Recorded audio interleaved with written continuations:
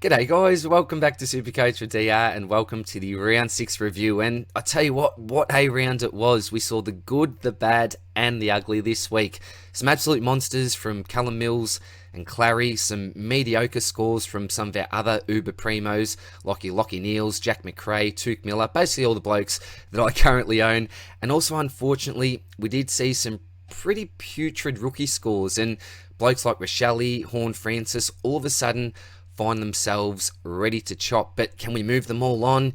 Can we bring all these blokes that we want to bring in the 1 week? It's going to be pretty tough. Now, I'll tell you what, when we talk about it being a big week in Supercoach, it was particularly a big week for me. It was the Friday night, just after the GWS game, and I stayed up till 4 o'clock in the morning writing notes. I just didn't know what I was going to do. Started to panic. Originally, my one trade was going to be Ward up to Bruce. And would you believe it, I ended up using a boost and trading out a premium player that went 125 plus this week for a non-playing rookie. Believe it or not. Now, you're probably thinking, what on earth you're doing? And yep, it's a little bit crazy, but I will explain in a minute the method to the madness, and it's actually allowed me to make a couple of really big moves this week, and I can't wait to make them. But look, back to the round review. So 2172, pretty mediocre, top 23%.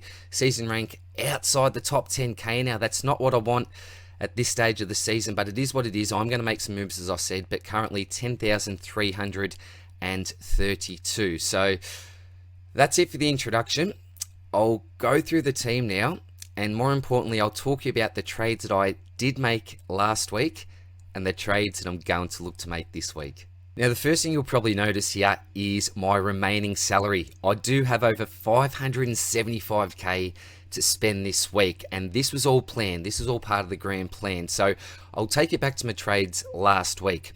Originally, as I mentioned, it was going to be Ward up to Bruce, and that was going to be it. And then news came through that Heath Chapman was going to be missing. I thought, well, I now need to get him out most likely. Still might have a little bit more money to make, but let's just move him on, get another player in. And I also got cold feet about Matt Rao. What I've seen over the last 3 weeks just didn't fill me with confidence. Had a break even of over 100, so I thought it's probably a good time to move Matty Rao on. Do one up and one down. So I did go through with the Rao and Chapman trade out. So originally I was going to get Petrarca in. Then I looked at the break-evens, looked at some other players, and I thought, you know what? James Sicily actually presents a lot more value because Truck's break-even was still relatively high. Sicily's was in the 60, coming off some really great form, only gone below the ton once this year. I think he's owned by about 35% of the competition, so not a great antipod to have. So I thought I'll just get him in at value at 500k, given the fact I thought he'd go up. And with Petrarca, I thought, well, I can see how he goes and even wait a week. So Sicily came into the side there. Braden Bruce also came in, but there was also one bloke that I traded out, and that was Brodie Grundy. So Grundy out, Bruce in. And then this man, Roses. So the 3 blokes I got out, Brodie Grundy, Matt Rao, Heath Chapman. And the 3 blokes that I ended up bringing into the side, Sicily, Bruce, and Roses. Now, why Roses? I did have time to change my decision, but the plan was all based on having a specific amount of money going into this week in order to make 2 upgrades that I really want to make. And it was just a little bit too risky going with someone like a Ben Hobbs. I was never a fan of Kyle Oman. I'm a Lions man myself. Great X-Factor type player. Love what he's bringing to the side. And actually had a really good game, or start to the game anyway, over the weekend. But I thought with Mitch Robinson most likely coming back into the side, I'm really worried about his job security. Kitty Coleman's healthy now, so just a little bit dicey there. So never a fan of that. Wasn't a fan of Perez down back. I would have had to change things up too much anyway in order to achieve that. So I thought I'm just going to go through the Roses trade. News did come through to me that it was only a bit of a niggle, so I'm hoping and fingers crossed. That's not confirmed news. I wouldn't have a clue. I did put a bit of trust in to other people, I suppose. But look, even if he misses again this week, hopefully I won't need him anyway and he'll be on the bench. But getting Roses in at that price was really important to me because it is going to allow me to make 2 really big moves this week, as well as bringing in who I think is a must-have rookie. So I'll get to those moves in a minute. I'll go through this really, really quickly, actually.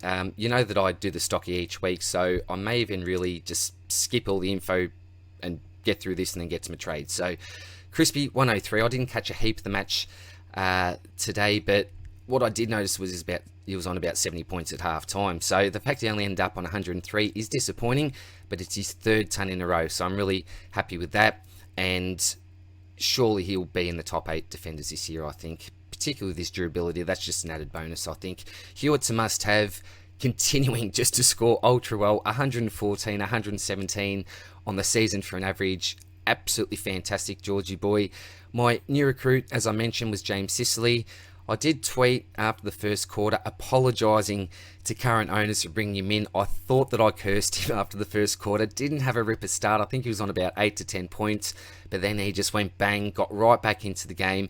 And some people, and these are non-Sicily owners, were a little bit salty about his scaling in the last quarter. Was scored pretty well for that, for about 5 possessions and a tackle, but there were a couple of intercept marks there as well, and he did kick it long, and a couple of those were really effective and set up a couple of plays. So, wrapped to be a Sicily owner, and as I said, he presented really good value last week that I just couldn't pass on at the end of the day, and particularly having like Whitfield down there. We'll short 111. We all expect him to bounce back. I said last week, don't worry too much about that 50 odd. That's a bit of a once-off, hopefully. He will bounce back, and he did with a 111. But Whitfield, having him back there, along with a McCartan, Hinge, DeConning, whoever it is, on field, I didn't feel that I was strong enough back there. So I thought Sicily was the man to come in, and Whitfield just ultra disappointing. I think about 20 touches on the weekend, but just not using it well. I'm keeping him for now. I'm just going to ride him out, and if I get to a completed team, which I'm pretty confident that I will, he's just going to be that last luxury upgrade, I think. At his price, I'm not going to trade him out. I'm just getting no value, and there's probably no one else around that price point that I'm interested in anyway, so I'm just going to hold Whitfield for now. Now, Paddy McCartan, I tell you what, I'll admit, I was almost in tears when I saw this happen. Obviously, a big knock to the head, and this had nothing to do with Supercoach. I did tweet this out.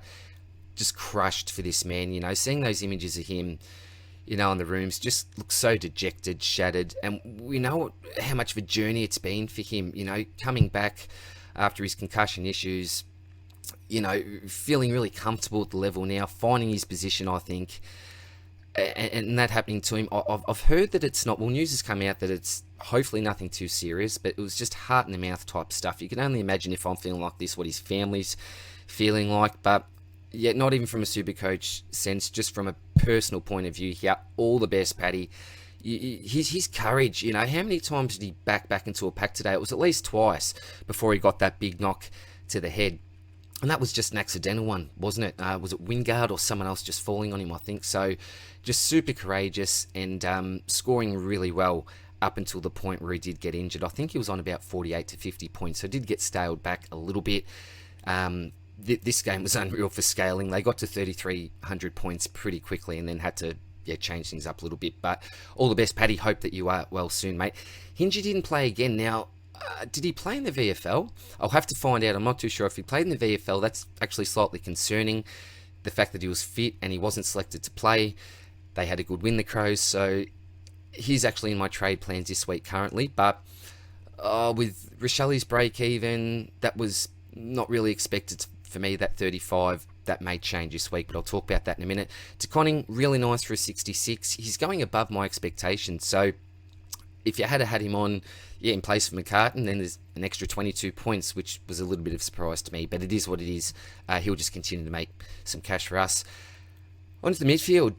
Jack McRae, he was looking alright after quarter time, wasn't he? But after that, things just didn't go right for him. His second low score of the season, and I did mention last week, I apologise for this, just chuck him as your VC or your captain each week. He will not disappoint, and if you haven't got a loop, he's always going to be a great captain. If you did put him as your captain, you would have been slightly disappointed, but I still won't really deviate from that advice. I still think that he's the man to include, just an off week, and we don't normally see 2 off weeks in the space of a month from this fella, but I do expect him to bounce back anyway. Lockie Neal, again, not the biggest game from him, 108, so after a huge game, he's been a little bit quieter, given us some okay scores, but 108 for his potential, probably isn't good enough, but it's no disaster like Miller. And is it a disaster? Yeah, I think it's starting to, because he's now lost, what is it, about 100k, if not over 100k. Wow, I just didn't see this coming. The good thing is that he's tackling, but I will admit now that I am concerned. I am actually concerned. He looked a lot better than a 99 for mine. The issue was, or another issue was, that he was on -8, within 3 minutes into the first quarter. So 3 early free kicks away. I think it might have been 5 or 6 for the game. I don't know what he ended up on. I'll check out that before I put the stock market out. But yeah, it's concerning stuff. But at this price, there's no way that I'm trading him out. Absolutely not. I would, excuse me, definitely have him on my watch list though as a trade-in option if you can pull together maybe a couple of 120s. I may have said the same thing last week, but shattering from an owner's point of view. Paddy Cripps, now what a decision it was to keep on to this man. When Cripps was out, I had O'Driscoll filling in. That's where he got his 100+ score, and then he comes back this week and goes a 139. Way above my expectations. I didn't even know if he was really going to play this week. I thought, well, he's got family in WA. They fly him over. He gets to see his family. It's been tough during COVID times. And then, yeah, just get him to do some coaching and all the rest from the sidelines. But no, he did play. They were true to their word, and almost a 140. Absolutely brilliant. I've got him absolutely locked into my top 8 for averages. Paddy Cripps looking fantastic, the bloke. This man didn't this week. Couple of bad weeks, then rewarded us the week before this with a big score. Looked fantastic, did everything I want him to see, and he's reverted back to the couple of weeks prior, unfortunately. But I'm keeping the faith with Zach Butters. I know that some people will be tempted to trade that season average of 92.2. Well, it's below the Will Brodys of the world, isn't it? The Greshams, I think. So yeah, it is disappointing from Butters, but I'm going to hold the faith. I think that he will bounce back. Dacos, I plan on getting him into my defensive line this week. 71, that's okay. Wasn't looking great, I don't think, at half-time. Horn Francis, he's almost maxed out, I think. He looks tired. 65 isn't a bad type score when we've got O'Driscoll's 42 and you look at my other midfield bench here. But if I just click over here, what have we got? Yeah, break even is getting in the 80s there. We've got 85 for Shelley. O'Driscoll's fine. 26 for Ward. And then 24... 24 and 26. Okay, so Rochelle with his 35, he's absolutely ready to chop now. O'Driscoll, just quickly back to him, didn't even touch it in the last quarter, so just didn't really get around it this game. He's a young player. We can forgive him after a couple of 100+, but we'll now halt that cash gen, which is really unfortunate. We've seen that with a lot of our rookies this week, which is really tough. Ward, again, a bit of a meh type game. Getting lots of opportunity, but just not really taking it with both hands. And Con McDonald at 30. I thought he did a couple of good things, actually, McDonald, but yeah, extremely slow burns, and yeah, just can't see any really bright things on the horizon for these couple of blokes. Just a little bit of hope, I think, so we have. Sorry, I'll make the screen a little bit bigger. Can I do that? Yes, there we are. Alright, so my ruck. So this is what happened. This is what kept me up on the Friday night. So Prusy comes in. He was always going to come in this week for me and gets a 117. Now, after watching him play with Flynn, both playing really well, both going 117+, I think Flynn was a 120+, I thought to myself there and then, well, it doesn't really make sense having Braden Preuss sitting on my bench as R3 each week. I need these scores actually on field. We've seen it now for 3 weeks in a row. He's gone 100+. So he's simply too good to have at R3. And so I was really faced with the decision. And also, Jack Hayes got injured. So I thought, well, he's now got to go next week. So I knew that I needed to now have Bruce on field. It was just a waste having his 100+s on the bench each week. And then I also knew on the Friday night that Hayes was a must trade out. Unfortunately, that's really unfortunate for Hayes, isn't it? He's just been such an exciting player. But congratulations and thank you to St Kilda for just getting around the bloke. Quick talks now of a contract extension, which is great. I think that's a really great show of faith by the club, and I think that's terrific form for the culture of the St Kilda Footy Club. So well done, guys, there. But yeah, it became pretty evident that I needed to make those 2 moves, and in order to get Bruce's score on field each week, one of Witts or Grundy had to go. This was a tough decision because I thought, well, Grundy, he's a bloke I selected at the start of the year as a keeper. Witts was more of a moneymaker type option, but when I really looked at the numbers, I thought to myself, do you know what? Witts has as much right being a keeper this year than almost anyone, maybe apart from Max Gawn. And I think he's on par with Brodie Grundy. I looked at the break-evens. I thought, well, Witts's was 39, still got coin to make. Grundy's was around that 150 mark. At the same time, I was expecting Grundy to have a really big game this week, and he did. He responded with a 129, which was great for Grundy owners. But at the same time, having that 117 from Bruce, 129 from Grundy, I did lose out, 12 points. But how much money am I saving? I'm saving about 350k on that, so that's definitely something to take into consideration. So I'm rapt that I ended up making the move and keeping on to this man, Jared Witts, who got a 143. So he's now clearly the number 2 ruck in the competition. Rob's actually Rolly O'Brien's number 3, would you believe it or not, for total points, and I think that Witts might be in front by 60 to 70 points. So I now think that he's a keeper for mine, Jared Witts, and all that I think I need to do on the rucks when the time's right is bring Max Gawn in. So I think Witts and Gawn are hopefully going to be the 2 blokes that I actually finish with this week. But he absolutely monstered O'Mac and Fort on the weekend, particularly in the first half. He was on 95 points, I think, at half time. So slowed up a little bit in the second half, but still went at around 50 points, which is great. Huey Dixon, he didn't play this week. I was going to use him as my loophole to get McRae's vice-captaincy score. Didn't end up needing to in the end. And Braden Bruce, well, it wasn't looking great at the start, was it? Gave a couple of free kicks against. It's like, oh, what are you doing? I knew this would happen. Why'd I do it? But very, very quickly turned things around. Had a monster of a game. 117, I'll take every day of the week, particularly from someone who I paid just over 200k for, almost at 300k, almost made 100k just in 1 week, and he'll continue to rise. He'll be 400k in an absolute heartbeat. So wrap with the Prue selection as well. Dunkley finally repaid the faith for owners, 114.7. For an average on the year, looks a lot better, a lot healthier this week as compared to what it did last week. I think it was below 110. 142 is brilliant. Now, Heaney, a little bit of controversy when it came to his scaling. I think that Heaney owners were a little bit disappointed and complaining towards the end of the game, where he got a couple of intercept marks, one right on the goal line, a couple of effective kicks for a total of 4 points. And non-Heaney owners were a little bit disappointed with the fact that he got 11 points for a mark and a behind. Remember, though, it was a pack mark in a crucial point of the game. But look, that's my Heaney bias coming through. So he's scaled pretty well by champion data, I'll give you that. But an 81, you won't see him play a worse game, I don't think, for the year. He just couldn't get into it. Of course, he did in the last quarter. If he had converted that goal, ouch. It would have been, I think, 100 score.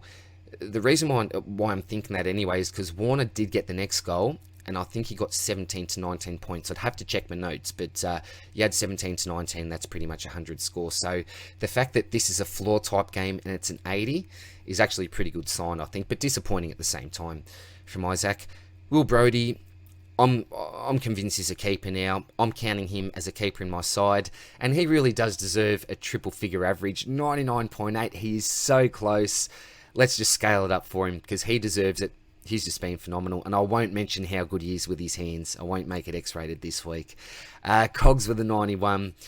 Is he a keeper? I think he's going to be borderline. At this stage, I'm planning on leaving him there at F6. See what the trade scenario is like. See how the rest of my team's looking, and hopefully upgrade maybe my last or second last one for the year. Cherry starting to max out now, 68. We're hoping from 80 plus from him each week. Still got an average of 82.8 on the season. Has been a terrific starting pick for us, but maybe in a week or two, it will be time to chop him. And Nick Martin, we're just going to keep this bloke forever, probably. But 95 is just phenomenal. 298k already. What a man. What a man. 88 for a season average. He's going to make us a lot more money, so we just keep him on field. If you got him in your midfield or your forward line, doesn't matter. We'll get his good scores each week. One of the most consistent, if not the most consistent rookie I think we've got. As I said, shattering news about Hayes. Only 16. Really hurt owners that had him on field. And why wouldn't you have had him on field if you didn't have a loop? Ryder was out. We know what he did last week. I think it was an okay move. Just really unlucky there. And Roses, as I said, didn't play, but he's averaging 73.5. I don't think the small forwards for Gold Coast set the world on fire over the weekend. If he's fit, I hope and think that he comes back in, and he should be a nice little money maker. But again, very, very risky bringing in a non-playing player for 130k. But the reason why I did, and this is where the method to the madness comes in, it is going to allow me to make 2 massive moves this week. So the moves that I'm going to make, I'll just make this a little bit smaller so you can see. I am saying goodbye to Jack Hayes. He's going to be the first one. So Hazy has to go, unfortunately. And there is an absolute must-have here. I'm going to use the magic of DPP, swing Dixon into there. And then we bring in this man, Sam Hayes. 123,900, an average of 84.5. The definition of a must-have rookie. Job security is better than anyone's at this stage with Lycett out for the medium to long term. So he absolutely comes in. That is the first trade that I'll make. That is an absolute lock and an absolute given. Just the trade that makes sense. And then we can see here that I'm still left with 710k. So Jason Horne-Francis, he's been great for us, I think, and will be an absolute star of the future and most likely a Supercoach staple. This feels so good. I'm bringing this man. I really want to start him, but you can't start them all. Clayton Oliver. Didn't he go nuts this week? And people would have been hoping, this is non-owners, for him to even go around the 120 mark. He would have come down, what would have been 25k-ish, and then been at a much more of an attractive price. But I'll tell you what, for someone that can go 168 for 618k, I'm going to take that every day of the week.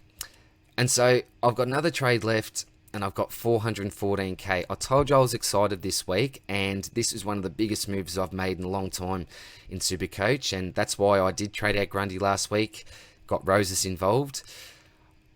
I'm not sure here because the right move would probably be to get Rochelle out with his break even. I may do that, but I'll just go through just for now with the trade that I was originally looking to do.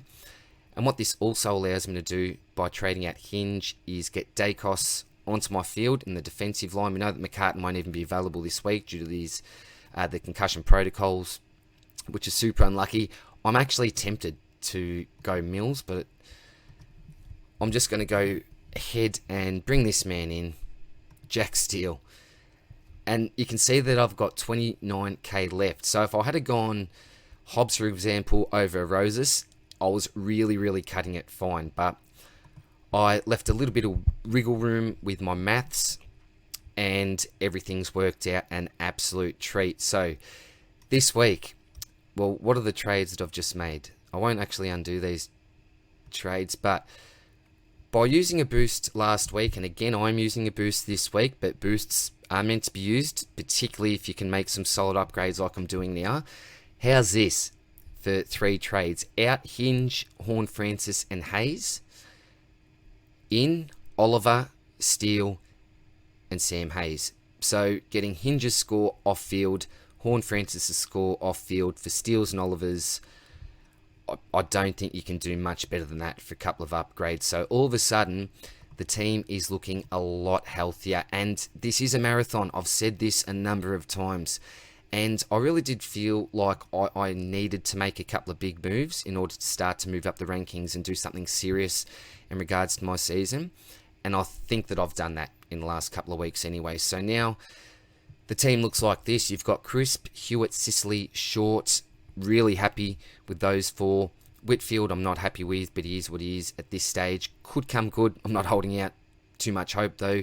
And Dacos on field I think is brilliant. McCartan and DeConning still on the bench, which I think are 2 really solid bench options. The midfield now consists of McRae, Steele, Neal, Oliver, Miller, and Cripper. And how's that for a top 6? Now, you could argue that Miller is not in great form at the moment, but in my humble opinion, I've got these blokes as the top 6 midfielders this year.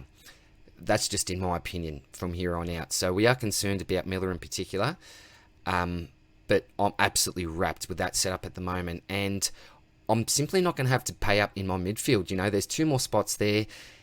I may even look at a track next week. He'll be at about 500 and, well, what? low to mid 500Ks, depending on what he does. There's an easy spot there to fill. And then I've got the one more, and that's just going to be for either a pod or an absolute fallen premium. Butters is just there for now. So let's, for argument's sake, Nick Martin. So really 2 spots to upgrade there. Really probably 2 spots there, but let's just say Whitfield comes good. 1 spot in Dacos, 2 spots in the midfield. And then Wits and, I'll change that around. Wits and Bruce. Well, that would have given you more points than the Gorn-Grundy combo last week, I'm pretty sure. I could be wrong on that by a couple of points. And the money that you're saving there on that combo is absolutely phenomenal. So really happy there. Just the 1 upgrade. So 1, 2, 3, 4. And then in the forward line, 5, possibly 6. So with 24 trades, 29K in the bank, and around 5 upgrades, I think I'm actually in a pretty good spot. And that's why I did decide to go aggressive the last couple of weeks. So 2 really, really big ins for me this week. I'm absolutely over the moon. Is Oliver a must-have? He's getting pretty close, isn't he? Is Steele?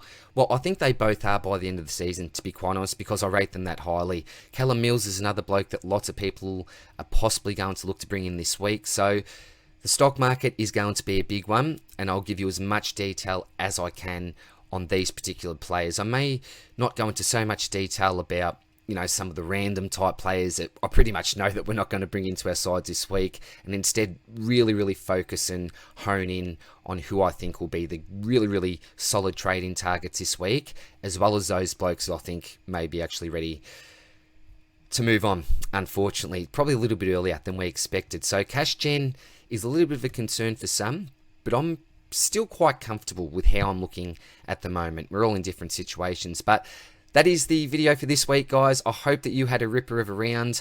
I did, take a little bit of short-term pain, particularly last week, in order to make a couple of moves this week.